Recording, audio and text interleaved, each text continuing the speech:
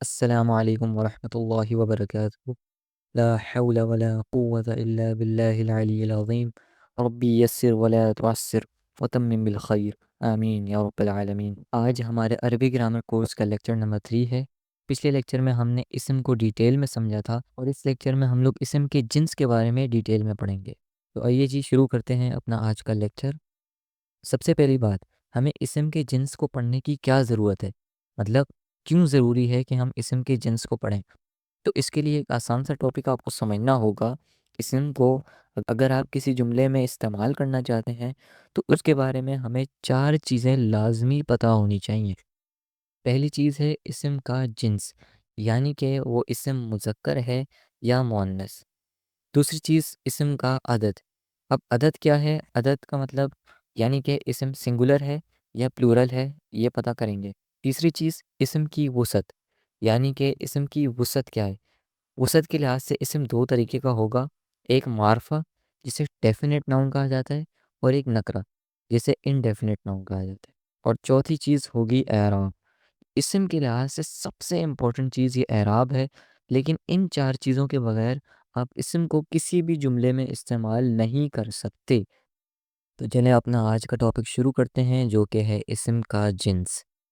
تو سب سے پہلی بات، اسم جنس کے لحاظ سے صرف اور صرف 2 طریقے کا ہوگا، یعنی کہ عربی زبان میں اسم جنس کے لحاظ سے صرف 2 طریقے کا ہو سکتا ہے، ایک مذکر اور دوسرا مؤنث۔ اب اس میں کچھ چیزیں تو بہت آسان ہیں، جیسے کہ انسان کے بارے میں اگر بات کی جائے تو انسان مذکر یعنی کہ میل اور مؤنث یعنی کہ فیمیل ہوتے ہیں۔ آپ کو بہت سارے انسانوں کے نام بتائے جائیں یا آپ کے رشتے بتائے جائیں، جیسے کہ آپ کی پھپھو، آپ کے پھپھا، آپ کے خالو، آپ کے خالہ، تو اگر آپ کو ان سب کا بتایا جائے تو آپ آسانی سے بتا لیں گے کہ کون مذکر ہے اور کون مؤنث ہے۔ لیکن کچھ ایسی چیزیں ہوتی ہیں جو حقیقت میں نہ مذکر ہوتی ہیں نہ مؤنث، لیکن اہل زبان ان کو یا تو مذکر کنسیڈر کرتے ہیں یا مؤنث کنسیڈر کرتے ہیں۔ تو اس کو کس طرح یاد رکھا جائے گا؟ تو اس کے لیے میرے پاس ایک بہت آسان طریقہ ہے۔ تو ابھی میں آپ کے سامنے ایک پکچر رکھنے لگا ہوں، آپ کو بس اس پکچر کو اچھے سے سمجھ لینا ہے، اور ہو سکے تو یاد کر لینا ہے اور نوٹ بھی کر لینا ہے۔ بس آپ کو اس پکچر کو سمجھنے کی ضرورت ہے۔ جو بھی لفظ آپ کو دیا جائے گا آپ اس کو اس پکچر کے حساب سے کیٹیگری وائز میں ڈیوائڈ کر دیں گے، یعنی کہ اس ورڈ کو اس پکچر کی ہر کیٹیگری کے لحاظ سے چیک کریں گے، اور آپ کو 100% اندازہ ہو جائے گا کہ وہ اسم جو ہے مذکر ہے یا مؤنث۔ سب سے پہلی بات جو میں نے پہلے بھی ڈسکس کی، جنس کے لحاظ سے اسم صرف 2 طریقے کا ہوگا، یا مذکر یا مؤنث۔ اب مؤنث کی خود بھی 2 قسم ہیں، یعنی کہ مؤنث بھی 2 طریقے کی ہوں گی۔ ایک مؤنث ہوگی حقیقی مؤنث، جو کہ 100% مؤنث ہی ہے، جیسے کہ انسانوں میں رشتوں کا میں نے آپ کو بتایا، اور اس کے علاوہ جانوروں میں بھی میل فیمیل ہوتے ہیں، تو وہ تو حقیقت میں مؤنث ہیں، تو ان کو حقیقی مؤنث کہا جائے گا۔ اور دوسری ہوتی ہے غیر حقیقی مؤنث۔ اب یہ ٹرمینالوجیز بہت آسان ہے، ایک حقیقی اور ایک غیر حقیقی۔ حقیقی کا مطلب جو حقیقت میں مؤنث ہے، اور غیر حقیقی جو حقیقت میں مؤنث نہیں ہے لیکن اس کو اہل زبان مؤنث کہتے ہیں۔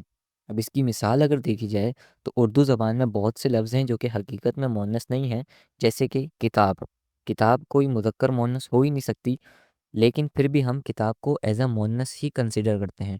کرسی، کرسی بھی حقیقت میں مؤنث نہیں ہے، لیکن ہم اسے مؤنث ہی کنسیڈر کرتے ہیں۔ اب کیا کتاب اور کرسی، یہ 2 ایگزامپل جو میں نے آپ کو دی، اسے عربی میں مؤنث کنسیڈر کیا جائے گا یا مذکر کنسیڈر کیا جائے گا؟ یہ ہم آگے جب پکچر کو لے کے جائیں گے تب آپ بتا سکیں گے۔ تو چلے جی اب پکچر کو آگے لے کے جاتے ہیں۔ اب غیر حقیقی بھی 2 طریقے کی ہوتی ہیں، یعنی کہ غیر حقیقی مؤنث بھی 2 طرح سے ہوتی ہیں۔ ایک علامتی مؤنث، جسے آپ کسی علامت کے ذریعے پہچانتے ہیں، جیسے کہ ہم نے اسم کی بھی 2 علامات پڑھی تھی، اسی طرح مؤنث کی بھی کچھ علامات ہوتی ہیں۔ ایک ہے جو بہت زیادہ کثرت سے استعمال ہوئی ہے قرآن میں، اور باقی 2 جو ہیں وہ کم استعمال ہوئی ہیں، لیکن میں آپ کو تمام پڑھا دوں گا۔ اور غیر حقیقی مؤنث کی دوسری قسم جو ہے وہ ہے سماعی مؤنث۔ اب سماعی مؤنث کیا ہے؟ وہ مؤنث یعنی کہ وہ الفاظ جسے اہل عرب یعنی کہ عربی بولنے والے جو ہیں مؤنث کنسیڈر کرتے ہیں۔ اب ویسے تو آپ بولیں گے کہ دنیا میں 1000 طریقے کے لفظ ہیں، تو کیا ہم وہ تمام لفظ یاد کریں گے؟ تو جب مفسرین نے غور کیا تو ان کو کچھ گروپس ایسے مل گئے جو کہ اہل عرب مؤنث کنسیڈر کرتے ہیں۔ اور ویسے بھی قرآن کے لحاظ سے آپ اگر یہ گروپس ہی سمجھ لیں تو آپ کے لیے کافی ہے۔ تو سب سے پہلے ڈسکس کرتے ہیں علامتی مونس، یعنی کہ مونس کی علامات کون سی ہیں، کون سے ایسے حرف ہیں جو کہ اگر کسی الفاظ میں پائے جائیں گے تو وہ مونس کہلانے لگے گا۔ سب سے پہلی اور سب سے امپورٹنٹ اگزامپل جو ہے وہ ہے گول تا، جس کے بارے میں نے پچھلی ویڈیو میں بہت اچھے سے ایکسپلین کیا تھا۔ اگر آپ نے نہیں دیکھی تو وہ لازمی دیکھ لیے گا۔ گول تا اگر کسی بھی لفظ کے آخر میں آ گئی تو وہ مونس کہلائے گا، یعنی کہ علامتی مونس کہلائے گا۔ اب ایسے بہت سی اگزامپلس ہو سکتی ہیں اور اس کے ذریعے آپ کسی بھی مذکر اسم کو مونس بھی بنا سکتے ہیں۔ اب جیسے کہ یہ لفظ جو آپ کے سامنے لکھا ہے مسلم، یہ ایک مذکر لفظ ہے اور ایک مسلمان مذکر کے لیے استعمال ہوتا ہے، لیکن اگر اسی کے آخر میں آپ گول تا یا تائے مرتبہ اس کا نام ہوتا ہے، تائے مرتبہ لگا دیں تو یہ مسلمہ بن جائے گا اور اب یہ لفظ مونس کے لیے استعمال ہوگا۔ لیکن یہاں سمجھنے کی بات یہ ہے کہ ہر وہ لفظ جس کے آخر میں گول تا ہے وہ مونس نہیں ہوگا، کیونکہ کچھ ایسے لفظ بھی ہیں جس کے آخر میں گول تا آئے گی لیکن وہ پھر بھی مذکر ہی ہوگا۔ جیسے کہ یہ لفظ جو آپ کے سامنے لکھا ہے اسامہ، اسامہ ایک مذکر نام ہے، اس کے آخر میں آپ کو گول تا ضرور دکھ رہی ہے لیکن تب بھی یہ ہے مذکر۔ مؤنث کی دوسری علامت جو ہے اسے کہتے ہیں الف ممدودہ۔ الف ممدودہ، اب یہ کیا ہے اسے اچھے سے سمجھتے ہیں۔ الف ممدودہ سے مراد کسی بھی لفظ کے آخر میں ایک الف اور ایک حمزہ آ جانا۔ جس طرح آپ نے بہت سے لفظ سنے ہوں گے جیسے کہ صحرا، خضرا، بیضا، اب یہ سارے لفظ ایسے ہیں جن کے آخر میں پہلے الف اور اس کے بعد حمزہ آ رہا ہے۔ مؤنث کی آخری علامت جو ہے اسے کہتے ہیں الف مقصورہ۔ الف مقصورہ کیا ہے اسے سمجھتے ہیں۔ الف مقصورہ سے مراد کھڑی زبر، یعنی کہ یا پر کھڑی زبر زیادہ تر یہ آتی ہے اور اسے کہتے ہیں الف مقصورہ۔ اب جیسے کہ آپ نے کچھ الفاظ سنے ہوں گے جیسے کہ کبرا، صغرا، حسنہ، یہ تمام لفظ مؤنث کی کیٹیگری میں آئیں گے۔ تو یہ تو تھی ہماری غیر حقیقی علامتی مؤنث۔ اب بات کر لیتے ہیں غیر حقیقی سماعی مؤنث۔ غیر حقیقی سماعی مؤنث وہ مؤنث ہوگی جس میں مؤنث کی کوئی علامت بھی نہیں پائی جائے گی لیکن اسے اہل عرب یا اہل زباں مؤنث استعمال کرتے ہیں۔ اب ان کو یاد کرنے کا آسان طریقہ یہ ہے کہ میں آپ کو کچھ گروپس بتا دوں گا، آپ لوگوں کو بس ان گروپس کو یاد رکھنا ہے۔ اس میں موجود تمام الفاظ مؤنث ہوں گے اور اگر ان گروپس میں وہ الفاظ موجود نہیں ہیں تو وہ مذکر ہوں گے۔ پہلا جو ہمارا گروپ ہے وہ ہے ہوا اور ہواؤں کے نام، مطلب ہوا کے جو نام اگر قرآن مجید میں استعمال ہوں گے یا عربی زبان میں استعمال ہوں گے تو وہ مؤنث کہلائیں گے۔ دوسرا جو ہمارا گروپ ہے وہ ہے شراب اور شرابوں کے نام۔ شراب کا لفظ بھی اگر قرآن مجید میں استعمال ہوا ہے تو مؤنث کے طور پہ ہوا ہے اور اس کے علاوہ تمام شرابوں کے نام بھی اہل عرب مؤنث استعمال کرتے ہیں۔ تیسرا جو گروپ ہے وہ ہے آگ اور آگ کے نام، یعنی کہ آگ خود بھی مؤنث ہے اور آگ کے نام جو قرآن مجید میں استعمال ہوئے ہیں جیسے کہ نار وغیرہ وغیرہ، اس تمام کے تمام نام مؤنث کہلائیں گے۔ چوتھا جو گروپ ہے وہ ہے شہروں اور ملکوں کے نام۔ تمام شہروں اور تمام ملکوں کے نام مؤنث استعمال ہوں گے۔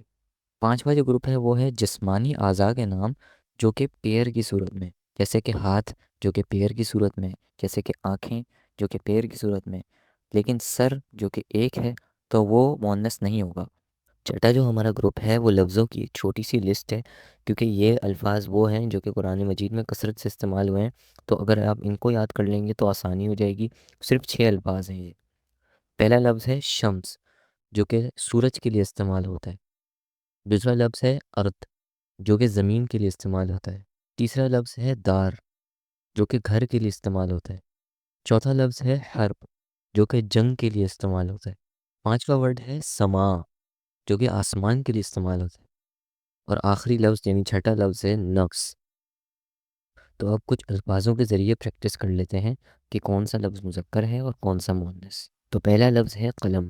قلم اردو زبان میں بھی استعمال ہوتا ہے، قلم یعنی کہ پین۔ اب قلم سب سے پہلے ہم نے یہ دیکھا کہ حقیقی طور پہ تو نہ مذکر ہو سکتا ہے نہ مؤنث ہو سکتا ہے۔ اب غیر حقیقی میں کوئی مؤنث کی علامت بھی نہیں پائی گئی، جو کہ میں نے آپ کو 3 علامات بتائی تھی، اور غیر حقیقی سماعی میں بھی یہ لفظ موجود نہیں ہے، تو اس کا مطلب یہ لفظ مذکر ہے۔ دوسرا لفظ ہے مدرسہ۔ اب مدرسہ لفظ کے آخر میں آپ کو گول تا نظر آئی، آپ کو لگا کہ یہ مؤنث ہے، تو جیسے ہی آپ نے اس کے معنی چیک کیے تو اس کا معنی ہے پڑھنے کی جگہ، یعنی کہ اسکول وغیرہ، یعنی کہ یہ لفظ کسی مذکر نام کے لیے استعمال نہیں ہوتا، تو اس کا مطلب یہ علامتی طور پر مؤنث ہے اور 100% مؤنث ہے۔ اس کے علاوہ یہ کچھ عربی زبان کے الفاظ ہیں اور اس کے نیچے ان کے معنی لکھے ہوئے ہیں.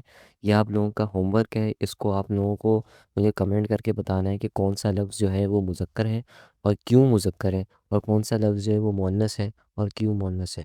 تو یہ تھا ہمارا آج کا لیکچر. امید ہے آپ لوگوں کو پسند آیا ہوگا. انشاءاللہ اب اگلے لیکچر میں ملاقات ہوگی. تب تک کے لیے مجھے اجازت دیجیے. اپنی دعاؤں میں یاد رکھیے. السلام علیکم.